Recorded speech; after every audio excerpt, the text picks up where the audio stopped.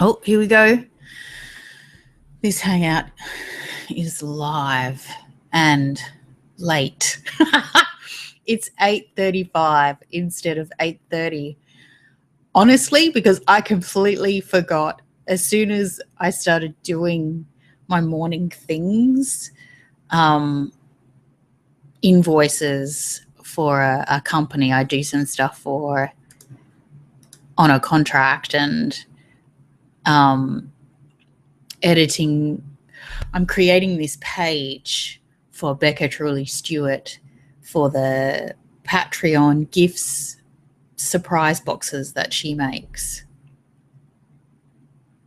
It brings me so much joy to edit a conversation that we had into a little explanation video, and then to go onto my website and create a page that features that edited video as an invitation to get to know Miss Becca Truly Stewart and what it is that she's doing.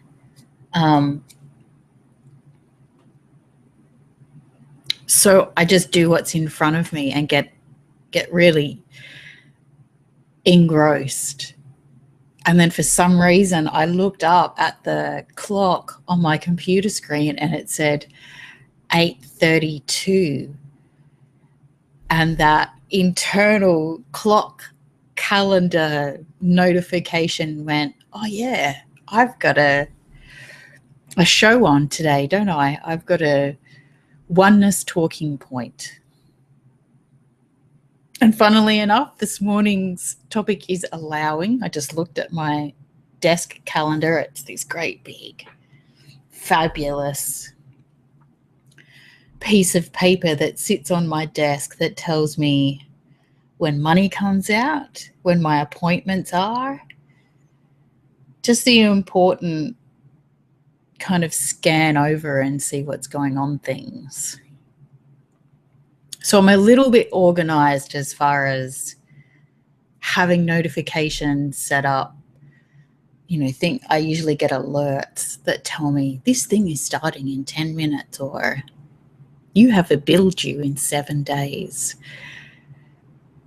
So I kind of set all that automatic stuff up the same way that you put contact numbers into a contact book, an address book, or you put them into your list of contacts on your phone, or however it is that you do it, so that you don't have to walk around with all of that information and have to recall it every time you need it,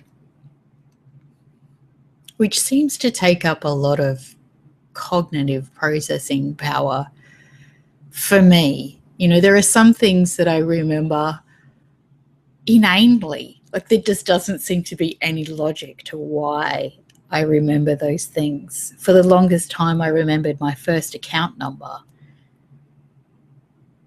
which I hadn't had for, like 20 years, but I still remembered it. It was this thing that stuck in my brain. And there are other things like that seem to stay there regardless of how much more information goes into I don't know, my storage system, however that works, which is very different to the way doctors expect me to remember things and academics expect me to remember things, and even like readers, audience members, clients expect you to remember things in a particular way, probably because that's how they remember things. They recall life as a series of events, and they kind of block those events into days and weeks and years. They block those events into what happened at work and what happened at home, what happened on Monday, what happened in the year that I lost my job. And they seem to have this concertina ability to relate all of those things in this very linear, subject category oriented way. My brain just doesn't work like that. It's it draws lines between things that can't function in a linear structure. So the relevance of one thing to another, like if I say rabbit, you think whatever you think, the lines that I draw between things don't match up with the questions that people ask to retrieve that information. So I'm obviously not mapping it out the way that people are expecting. And I have come to allow that to be on purpose instead of seeing it as some kind of specialty or some kind of deficit, which is often what we do if we find that we can't function the way it's expected. We'll either deem ourselves, some kind of new breed of human capable of skills that nobody recognizes yet, or we'll put ourselves, we'll diagnose it and say, oh, that's a function of my personality type, or that's a function of my whatever, which explains it and diminishes us at the same time. But at least it gives us a sense of security and certainty because we know why we're not fitting the mold. And it always comes back to the fact that not fitting the mold is a fact. Like that's the solid center foundation that needs to be explained. There's no questioning or analysis or allowing of that to be perfect for your purpose. There's no allowing for that to be something sacred. The foundation is a solid thing that exists in and of itself. I don't fit the mold. Therefore, I think often the art of allowing begins with, well, what if it wasn't that I didn't fit the mold? What if there was some other way of experiencing it or understanding it? What would it be if it was already on purpose? What would it mean if it was sacred? How would I explain it if I wanted an angel script version of what's going on? And that's my experience of the art of allowing, which is not a prescription. And I don't think it's a generic explanation. I don't think the art of allowing is necessarily the same for everyone. I think we all have our own language around it. We all have our own expectations of it. We all have our own sense of what it is to flow. I was talking to a beautiful friend of mine the other day, and they were explaining their concept of flow. And it's just a bit different to my concept. My concept is everything is flow. So how can I be with what's going on if I accept that it's flow? So another way of understanding that question is, where do I need to stand in order to see that even this is sacred? And that question makes sense to some people and not to others. And so depending on the person I'm talking to, depending on the client or the audience, the question will be different. And the question is not asking you to find an answer. It's just asking you to ask the question. So what happens for you when you ask the question? And for me, that's the beautiful thing about the art of allowing, is there's no need for that outcome, expectation, result, evidence, reality. That story, that the art of allowing will get you a life of flow, or the art of allowing will allow you to be prosperous, or the art of allowing will give you the ability to hear an aversion of events, will allow you to hear a version of events that I don't know, that's special, that other people can't hear, that calms you down, that makes you healthy, that gives you power, that gives you insight, that heightens your frequency, that, stops challenges or allows challenges to crumble or removes obstacles, or, whatever it is that seems to be the outcome of desire in that particular situation. Whereas in my experience, my concept of the art of allowing, it's the evidence and the outcomes and the results that are removed.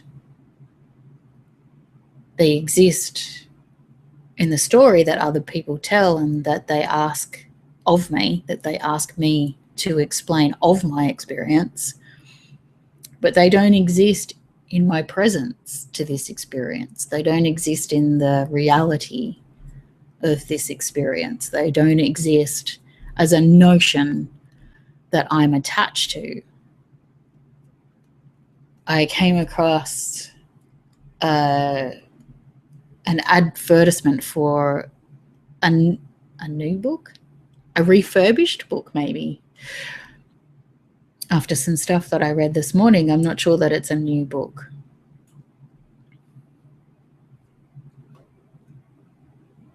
And when I first found their website, as a marketing design product person who loves making packaging, who loves designing digital pages and, that whole user experience, the rounded edges and the colors and the sounds, and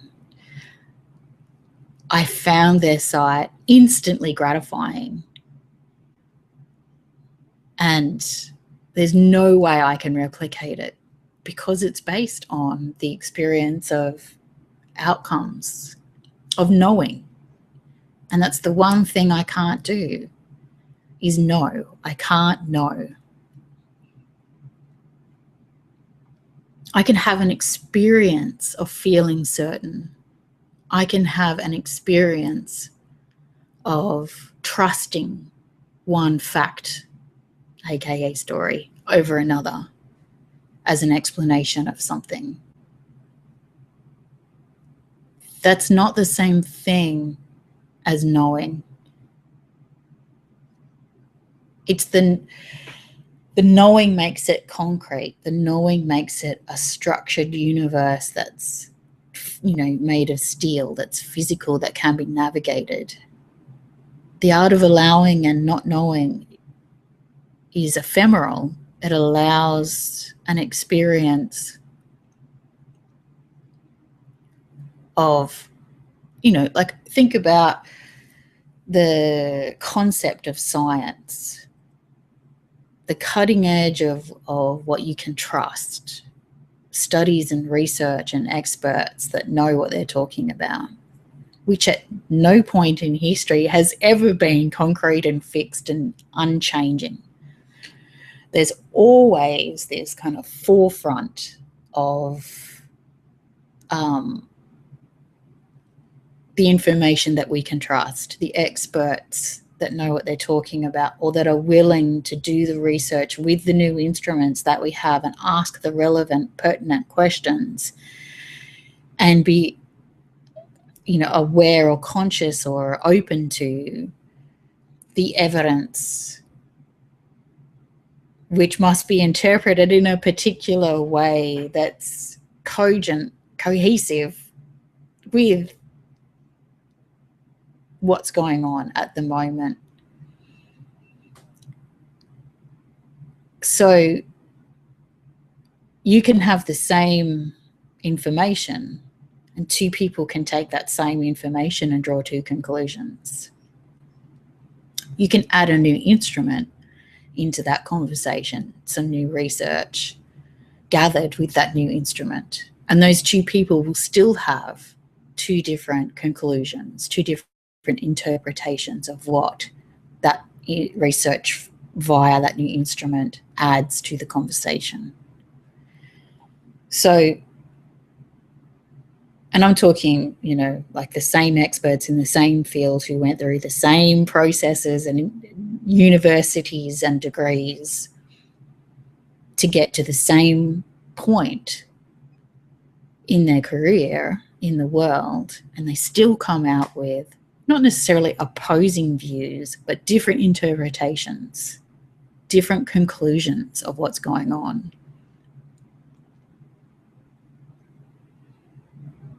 So for me, all of that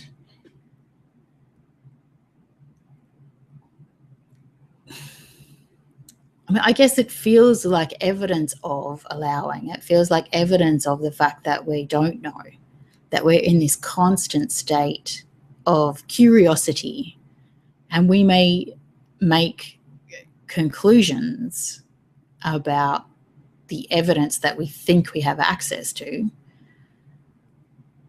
but ultimately it's never stopped. There's never been a point where we've stopped being present to some radical shift in physics or medicine or biology or geography, or, you know, it doesn't, whatever you want to call science, the information has never been static. The truth, the scientific truth, has never been static. You know, we're constantly finding new ways to interpret, new conclusions about the same information that we have via the new instruments and tools, which allows us to conduct research that we didn't conduct before, which just adds more information into the mix. And we're just constantly churning out this new truth and a new truth and a new truth and a new picture of how the universe works, and a new explanation of why the body does what it does, and a new explanation of why relationships are the way they are, and a new explanation of psychosis and psychology and the psychodynamic theories about human evolution and development and social ecology and blah, blah, blah. So for me, the fact that I can't find one point, you know, there's religious exegesis. It's constantly being reviewed and renewed to be relevant to the culture. And not just the culture of now, because the culture of now in this room with this person is not the same as the culture of now with the people next door.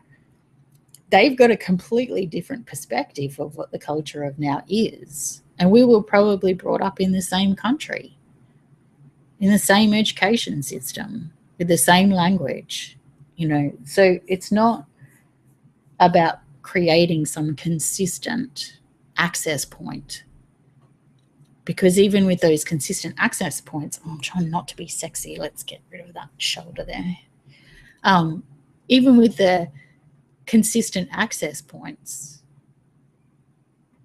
you know, same genes, same school, same parents, it's not the same. There's some alchemy going on that means, for me, that the art of allowing is relevant. If there was a structure that I discovered that I felt like I could trust and rely on, that looked and felt real, then in a second I would jump on it, because certainty is fabulous. You know, it would allow me to market things and sell things and be something very different to what I am. And it's not that I'm uncomfortable with what I am, but certainty is,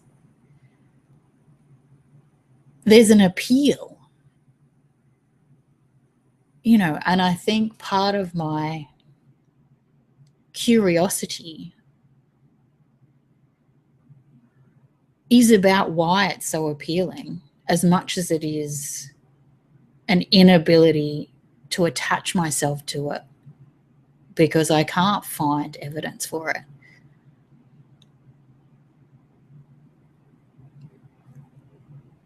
And there's some because in there that can't be named, that has no language. There's some because that for me always comes back to I am, life is. The one truth at the heart of any question. Everything can be traced back to that point, which is this obscure, unknowable thing. The one point allows for itself to be an obscure, unknowable thing as much as it allows any moment to be an obscure, unknowable thing. And so it's not just about being curious. We often separate the participant from the observer, like, oh, if I'm in thinking mode, I'm being curious.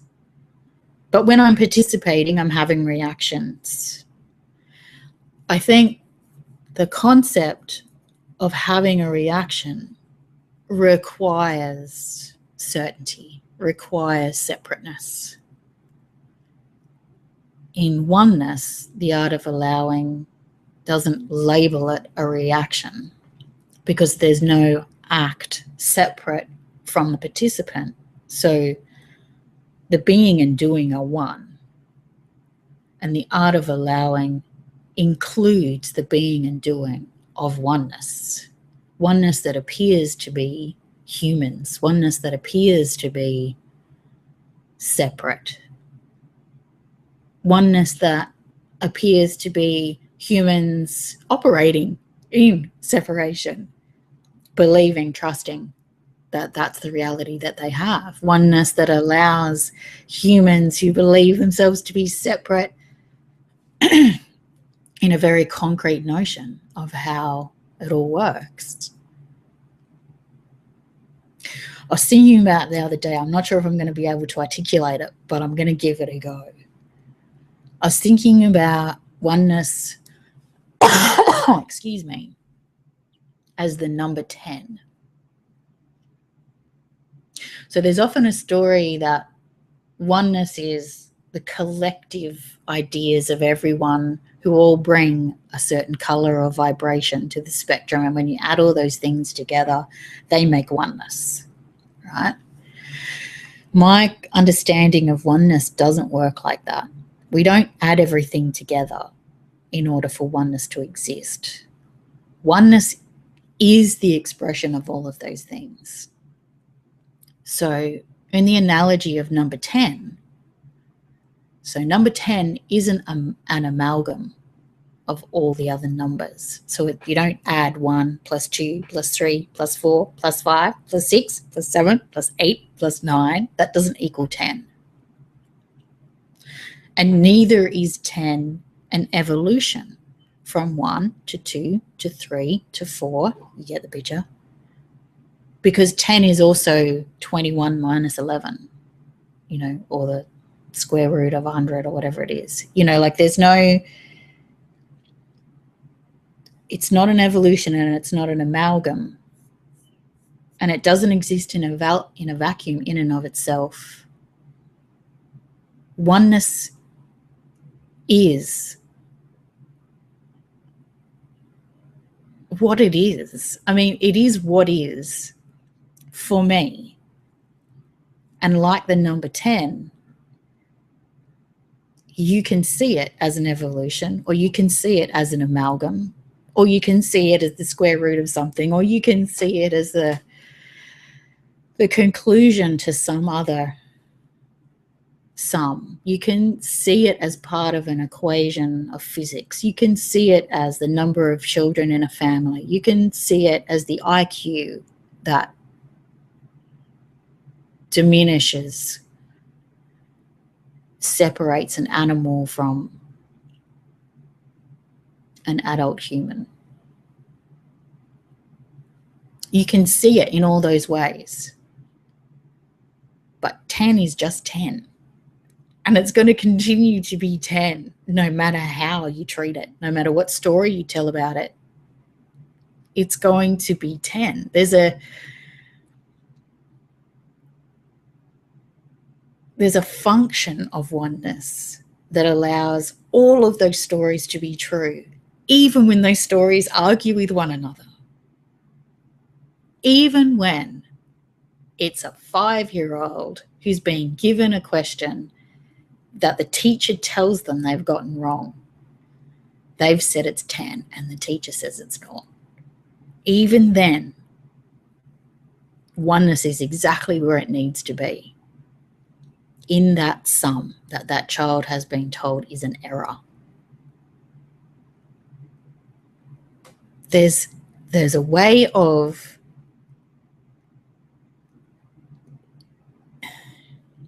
there's it. I mean, all I can say is it, because there's no substance to it. It's not like it's a certain amount of atoms. Atoms themselves are a function of oneness. So there's no time, space, dimensionality to it that requires it to be named and interacted with. You know, like that whole God is inside everything. Oneness isn't inside everything. Oneness is. So it's the reality where there isn't things, no atoms and no space, no whatever we call consciousness. And it's the reality where there is things. It's the reality of everybody's story about that stuff. And it's relevant to the art of allowing, because that version of oneness is what allows me to have my being doing experience and not need it to be true for anyone else, not need it to have evidence of it, not need to find conclusions and evidence that it's doing something.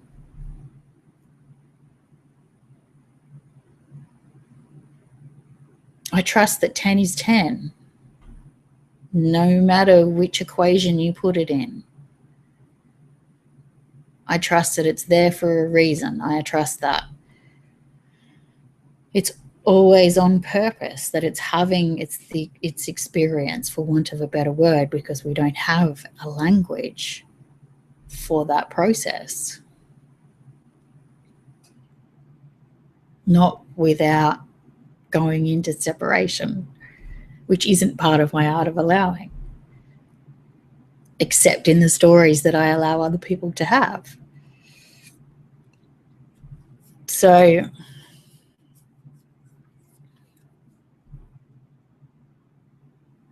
that line between being and doing, that doesn't exist for me. Just trying to figure out a way to articulate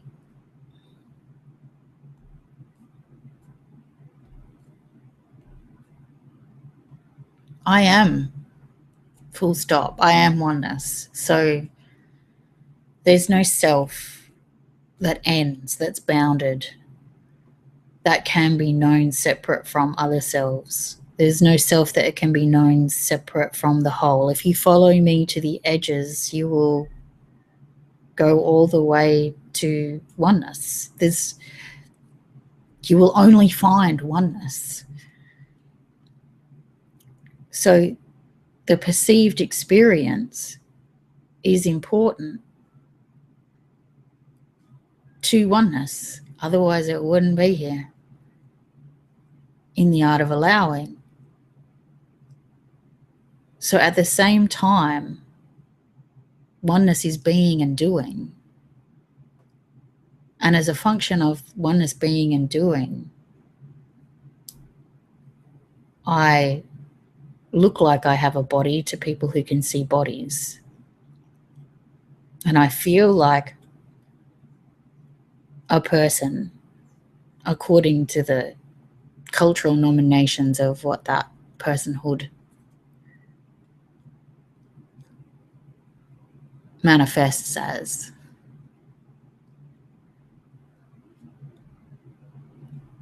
And all of those looks likes are in a constant state of change. So we think of them as moments. I can't tell you how Oneness thinks about them. You know, even the concept of thought is a function of oneness. So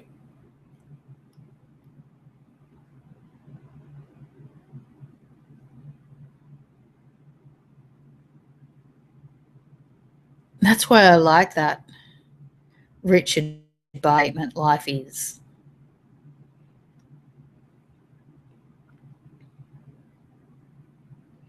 You know, or sometimes I would just say, what is? Because I look like I have a body to people who can see bodies, but I can see things beyond bodies. When I meet someone or encounter someone, however you want to understand that, I get a lot more information than their physical, you know, their so-called physical versus non-physical form. Maybe that's what allows me to see the boundlessness between those things, the physical and non-physical.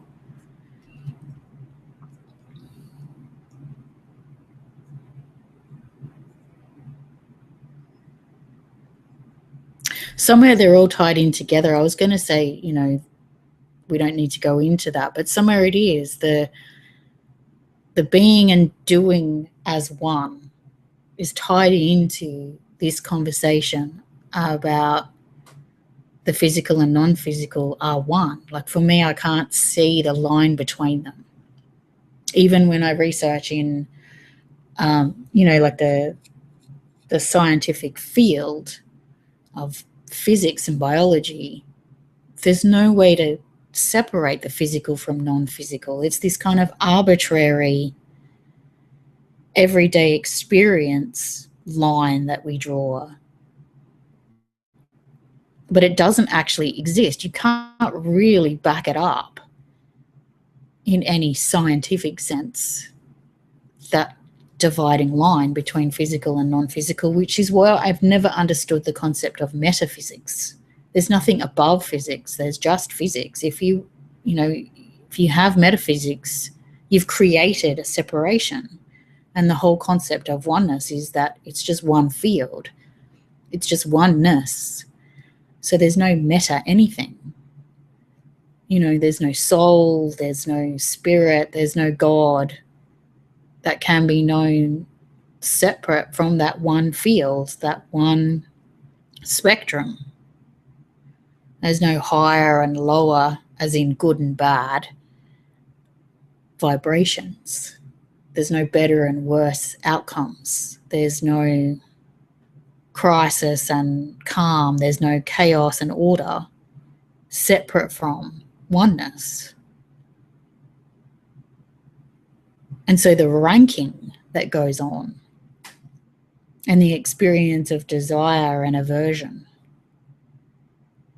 for me, in the art of allowing, are part of the oneness experience.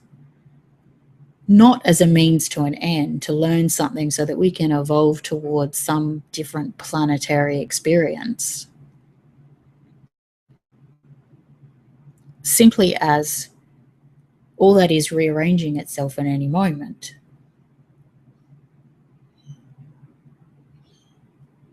And if you could see the order in that, if you could see it as rearrangement, then that's how you would label it. But you can't, and you can't see it for a reason, because you are oneness manifest having the experience that can't see what you can't see and can see what you can in the art of allowing.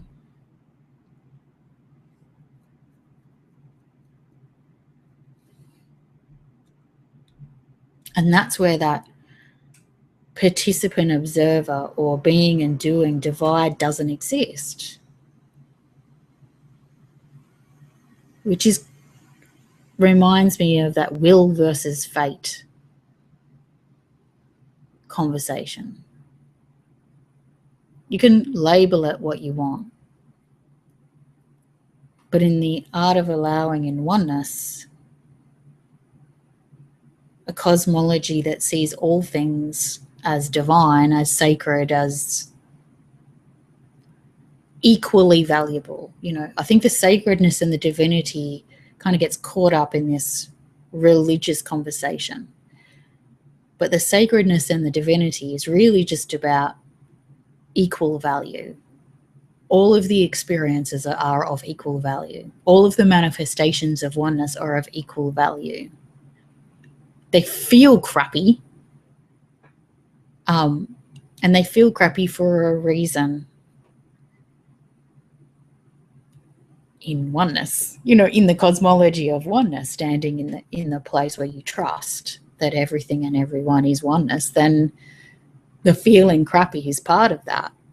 And the being and doing of feeling crappy, the being and doingness as one thing when you're feeling crappy is allowing that experience. And I think where people get confused sometimes is they think allowing and surrender are about, kind of putting your hands up and going, oh, I feel crappy, I'm just going to lay down and die.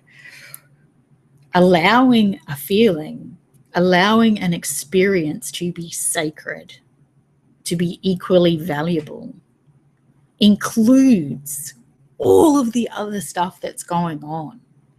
Stuff that you've labeled internal conversation, stuff that you've labeled reaction, stuff that you've labeled external influences, stuff that you've labeled relationship, stuff that you've labeled obligations, social requirements, politeness, politics, paying your bills. It includes all of that. And we're so used to dividing it up and saying these things are relevant, and when I'm present to this moment, all of that stuff disappears. We're used to having this picture and story of the world and our experience from that concrete foundational point that says, I am separate. This is happening to me for a reason. And if I can figure out that reason, I can have a catharsis of whatever consciousness, and I can get out of that experience into a better experience where I know I deserve something else and better things will happen to me and I won't feel so crappy. Whereas in the oneness experience of allowing, the crappiness is already sacred. So you're not trying to get out of anything, and you're not separating yourself from all of the things that are going on. You're not separating yourself from the bills or the neighbors or any of those things. All of those things are part of your cosmic conversation in this moment, present to the art of allowing in oneness. And it's the wholeness.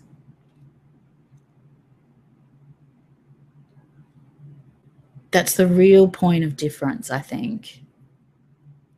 In my understanding of the art of allowing, it's that wholeness where everything is relevant, which is not the same as saying everything is a sign. Everything is a confirmation. Everything is an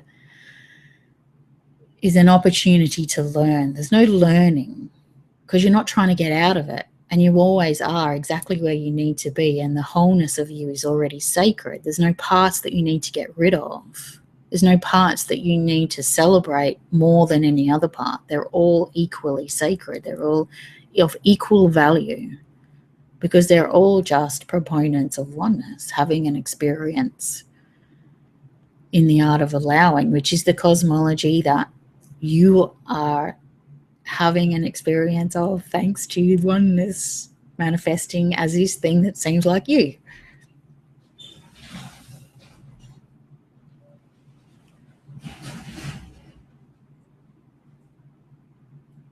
Which I hope doesn't sound as convoluted as it does when I say it out loud. hopefully there's some sense that it's a little bit logical.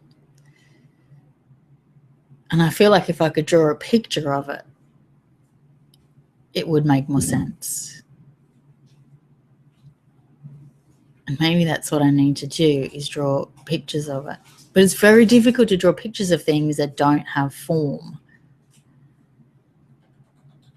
Like if I say oneness is a bucket of sand, or oneness is a spectrum of light, or oneness isn't anything that I can draw a picture of. There's no way for me to visually represent what I'm talking about. And even the metaphors that I try and use to make it clearer to myself how to articulate it, because I'm not doing this to convince you of anything. I'm not doing this to convert you or make your life better. I'm doing it in my art of allowing in this moment, according to the instructions that I am being given. Instructions that include things that we have labeled relationships and bills and neighbors and politics. Instructions that include pain and, doctors and things like that. Things that we kind of take for granted are an upset in the homeostasis of all that is. Stuff that is included in the perfection of wholeness, in the art of allowing, which says if the homeostasis according to cultural norms doesn't exist here, it exists in that bigger picture of wholeness.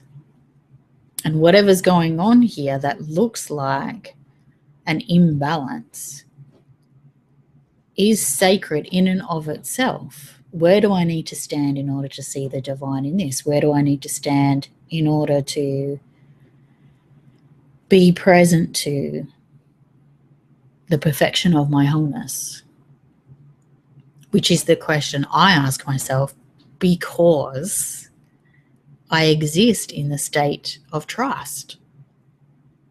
Not as something that I learnt to do, something that I learnt to articulate that I was already doing. And that articulation has gone through different languages over time. It has gone through the language of separation, because that's the only one that I had, and at the time, that's the only one I needed. And so there's all this evidence of the stories that I've told at different points in the perfection of who I was that are in the language of separation, for the same reason that everything else happens. Life is what is, however you want to conclude that.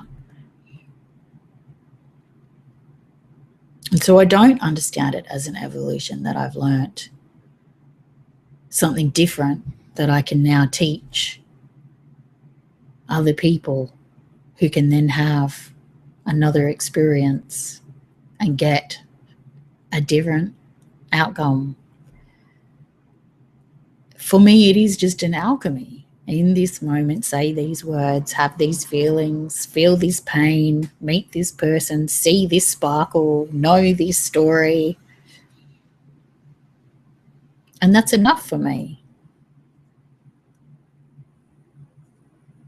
And you can follow that to the end. That's enough for me, because that's the experience that oneness is having, as the illusion of me as a separate thing, which I trust isn't separate, and don't have an experience of as concrete and fixed and knowable.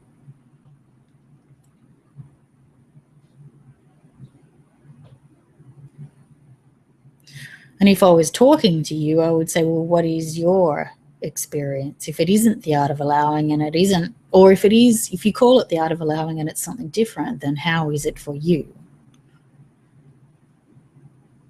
Because in our encounter, I would recognize you as equally valuable, equally sacred, I would recognize you as an expression of oneness, as a manifestation of oneness, as an experience of oneness. Same oneness, that's everything. So I would be curious, because that's my job. That's oneness experience as me.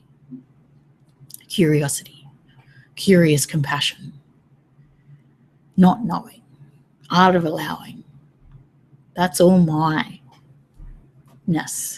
That's all oneness, having an experience as a thing that looks like a person in a linear reality. In a linear reality where the persons are starting to realize that it's not so damn linear.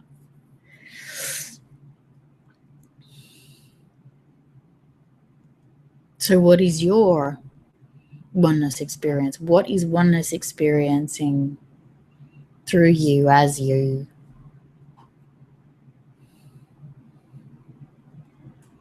That's more interesting than anything I have to say.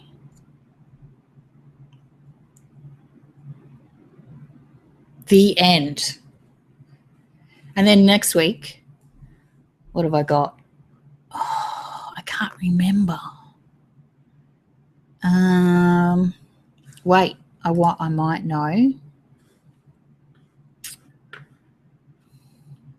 Let me be tricky on another screen. Transformation. Oh yeah, baby, that's going to be a good one. So I have some very unique ideas, or I should say oneness experiencing as me has some very unique ideas, because I don't take ownership of any of the stuff. Same as I don't take credit for any of the things that it looks like I'm doing, because there's no doing separate from being, and you're not separate from me, so I can't do anything to you because it's not a ping pong universe. According to the art of allowing. And I love you just the way you are, and I'll see you next week.